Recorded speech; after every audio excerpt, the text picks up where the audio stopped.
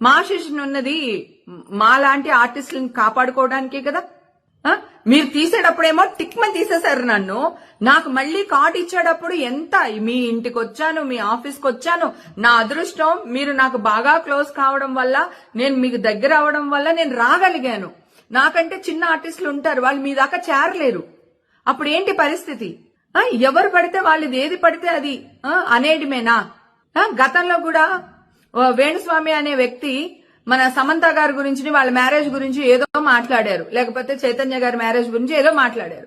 మాట్లాడితే ఇమ్మీడియట్ గా జర్నలిస్టులు అందరూ వెళ్లి కంప్లైంట్ ఇచ్చారు వేణుస్వామి గారి మీద. ఇప్పుడు మీ వాడు తప్పు చేసినప్పుడు మీరు కంప్లైంట్లు ఇవ్వరా? సుమా చేత సారీ వీడియో వేయించుకునే వరకు కూడా మీరు ఊరుకోలేదు, ప్రెషర్ పెట్టారు ఆ అమ్మాయి మీద.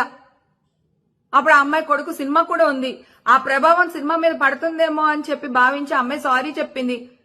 మీరు తప్పు చేస్తే సారీలు చెప్పరా? మళ్ళీ ఎదురు తిరిగి మా మీద కేసులు